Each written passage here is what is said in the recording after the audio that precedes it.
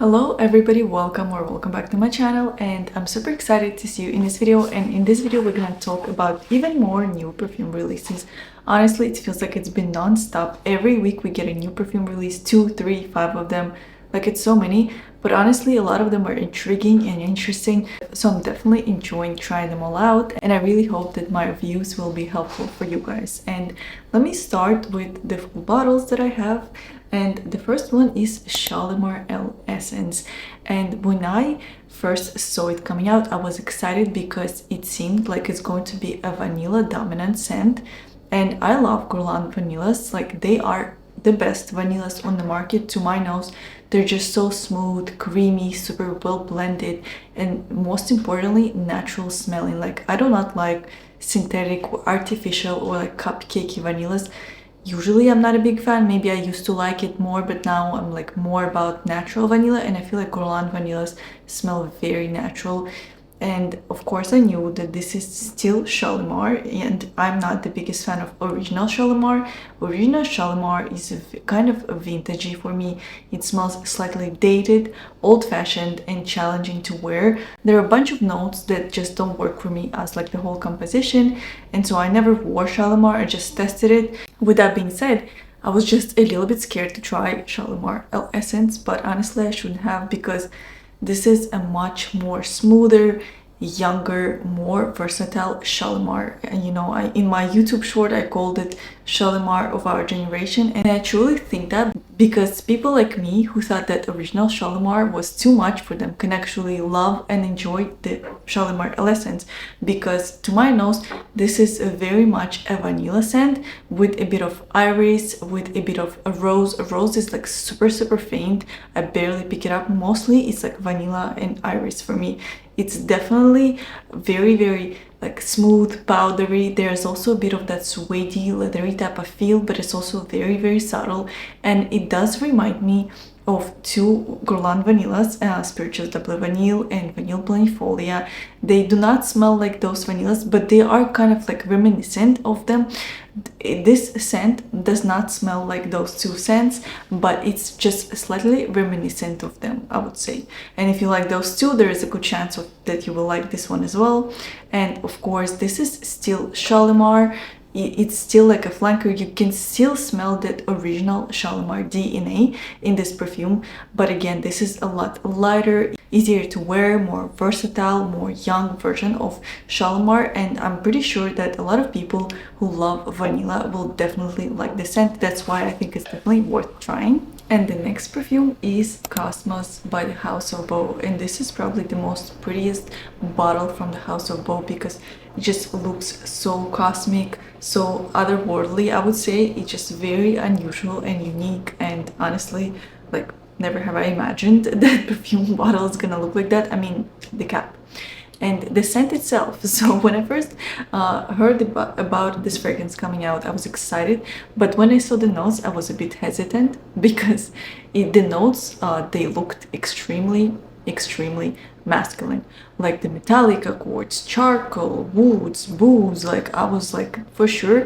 it's not gonna be for me, and I was very hesitant to try the scent, but I was also really curious, and I was really excited to review it for you guys. And so I got it, and honestly, upon the first spray, this fragrance is a lot more approachable and wearable than I imagined, because I imagined it to be very metallic, and it is not. Thankfully, it's not super metallic, because I really dislike metallic notes, and so here it's not super prominent. There's like maybe some like faint kind of a reminiscence of something metallic, but it's not metallic, like, first and foremost. And there is definitely some kind of coldness about this scent, but once again, this is just an accord, it's not the whole fragrance. The most prominent kind of notes, you know, and accords that I pick up are like boozy accords. It's very boozy to me, and woods are also super prominent. Then I also smell some cacao and some praline. There's definitely this kind of balance of sweetness and coldness and those like very harsh and intense notes, which I really like. As an artistic scent, this is like an amazing scent to just kind of smell it and discover it and enjoy it. This is very interesting. But also, of course, I want to say that this is a super masculine. Like in the opening, I can see myself wearing this scent, and on the paper, I can also see myself wearing this scent. But when I spray it on skin, it becomes very masculine and very bold and super intense. And so I kind of cannot see myself wearing this scent, to be honest.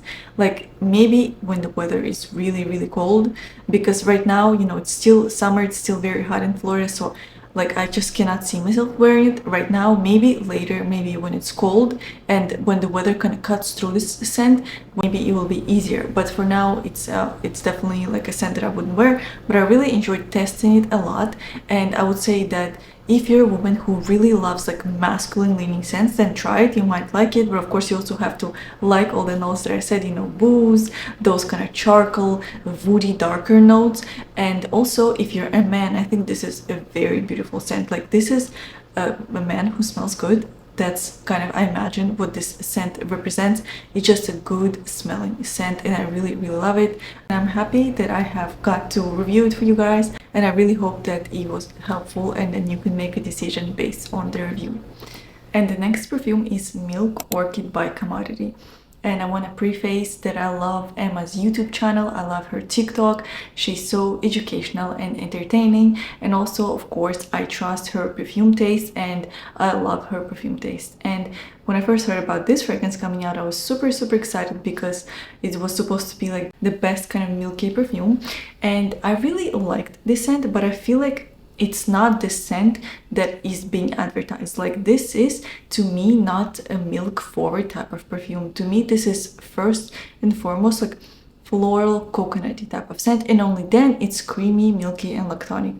So upon the first spray, I definitely pick up something like creamy, but orchid and kind of other like floral, you know, notes, they come forward to me and it smells very floral. Then I pick up coconut and it makes it very also smooth, creamy, like easygoing type of scent.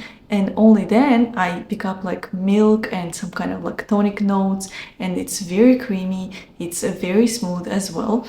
So like to me, this is not a milk perfume. It's not super lactonic. If you're expecting something very lactonic, it would not be it. But of course, we're all different. You know, some people really describe it as super lactonic, but to me, it is not. And I'm probably like happy about it also, because lactonic notes tend to go very sour on me, and it did not happen here. Again, probably because it's not that lactonic and it's not like the main player here. It's not queen of the show. The queens of the show kind of like are florals, which is orchid and coconut as well.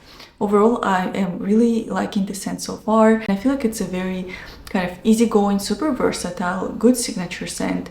And it's also gonna be a crowd-pleasing scent because it's super easy to wear. Like it's super easy to understand. It's not a challenging scent. This scent also reminds me of like some kind of body lotion that you put and you just smell good, and it's very simple to like. So I can definitely see this scent becoming popular and a lot of people loving it because it's not challenging, but also it's nothing new. But it's not to say that this is like a bad scent. I have really honestly been enjoying it because I feel like I leaned into like two challenging scents a bit too far, and I find myself on a daily basis that I don't know what to wear because my scents like are challenging. A lot of them are challenging, like too intense, dark, like, or too like wintry. And this scent is just what I needed. Like I've been wearing to the gym just every day because it's just very simple to wear. And we definitely need scents like that in our collections because it's like a no-brainer type of reach. And for every day, this is perfect because like likely you don't want to wear baby cat on like a daily basis unless you live somewhere very cold. And the next scent is probably the most controversial scent on the internet right now, and it's Donna Born in Roma Ivory. A lot of people were super excited about it, including myself. And a lot of like influencers gave it very raving and positive reviews, but once it became available and people started getting it and smelling it in Sephora, people were like super disappointed and just let down by this perfume, saying that it does not smell like marshmallow, that it's not sweet enough, then it's like a diluted version of Born in Roma. and I found it very interesting that I really loved it. Like, I went to the Sephora yesterday and I just fell in love.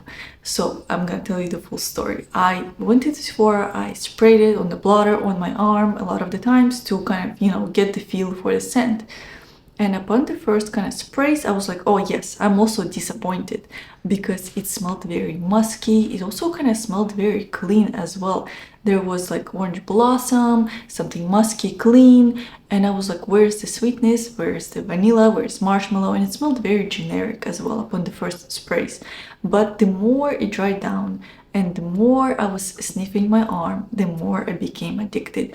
Like, once it dried down, it became this fluffy cloud of vanilla and marshmallow. But marshmallows here are like super lightweight. Like, you can pick them up, but they're not as intense as in the other marshmallow scents. Like, it does not smell like Oriana, Love Don't Be Shy, or Yum Bougie marshmallow. It smells nothing like those scents. Those scents, they have very prominent marshmallow notes. And I do not like Oriana, and I do not like Yum Bougie marshmallow, so maybe that's why I like the Ivory. Like, I really enjoyed the subtle marshmallows here. Like, this is definitely, it's definitely present in the perfume, but it's also lightweight, and it's just so kind of easygoing and ethereal, and it's almost like a dusty, powdery, vanillic type of sugariness with a touch of marshmallows. And again, like, I really enjoyed that because it was subtle, it was sweet but not overpowering. Like, I really am nowadays shying away from like a very sweet perfumes. Like, if you guys have been watching my channel, I reviewed Queen's Caramel, which I found too sweet, too overpowering, too cloying, and I know lots of people love that, but I did not. And so I feel like if you really expect something super sweet and super marshmallowy, you're gonna be disappointed, because again, this is not it. This is more like a subtle marshmallow with orange blossom and vanilla, and it smells a bit dusty, and it smells also sugary and powdery. And overall, I feel like this is such a versatile scent if you want something sweet but not too sweet, and if you just want something that smells good. There's also this like clean aspect that I really enjoyed, and overall I highly suggest to test this fragrance first before buying it, because again, like, a lot of people have been disappointed, but I completely fell in love in this scent. So definitely it's a controversial scent, but it's one I really love, and I just wish they had a travel spray, because like, it's just so expensive to buy the full bottle. Like, who needs 100 milliliter nowadays? Nobody needs it, give us smaller bottles. That would be a lot better. And last but not least is Miss Dior Essence, and I also smelled it yesterday in Sephora, and I was pretty impressed. Like, I do not own any of the Miss Dior fragrances. They're not really for me. Like, they kind of smell very classic, and this one I really loved. Like, this is a very good scent for those who love fruity florals. This is very straightforward fruity floral. It smells like blackberry and jasmine, and also it smells very jammy, super sweet, but like fruity sweet. It's not like cupcakey, too like cloyingly sweet. It's more like a fruity type of sweetness, which I really enjoyed. And then, in the dry down, I honestly smell patchouli. There are no patchouli listed, but I smelled some like woody dry down with patchouli, and it lasts super long. It projects a lot. Like, and if you like the, super straightforward fruity florals, if you like jasmine, if you like blackberry, if you like very yummy, delicious, fruity perfumes, you will probably like Miss Dior. To my nose, this is the best Miss Dior so far. Like, I mean, I haven't tried all of them because I wasn't into perfume before 2020, so I tried the versions after 2020, and from those versions, this is definitely the best to me. I would definitely wear it if it was gifted to me. And with that being said, I feel like this is a very safe gift, safe blind buy if you know you love fruity florals, and if you know you're gifting it to somebody who loves fruity florals. This is a scent that's hard not to like. It's a very crowd pleasing and a versatile scent, also good for every day, good for pretty much any occasion and any climate. This is not overpowering, it's not cloying, it's none of those things. And also I want to mention that it smells like a mix of like Miss Dior and Rouge Trafalgar. Like, it definitely just has those two perfumes combined, and you get Miss Dior scents. It's like, it has this kind of base of Miss Dior, like patchouli, woods, and it has the top of Rouge Trafalgar. Rouge Trafalgar smells very kind of fruity, and it's very bright scent, and that's what Miss Dior smells like, but again combined with that kind of more classic DNA of a Miss Dior original. And so I really enjoyed this scent, and I thought it was really good, and I was surprised again because I had like zero expectations going in. And again, I wish they had a travel spray because it's just such a crowd pleasing scent, and I feel like a lot of more people would pick it up if it had travel size available. So this was it. I really hope that you guys liked this video and that it was helpful. All these perfumes are like super new, and I really wanted to get this video out super quickly for you so you can make up your mind about some of them. And again, if you liked this video, then please give me a thumbs up and subscribe to my channel, and I hope to see you in my next video. Bye!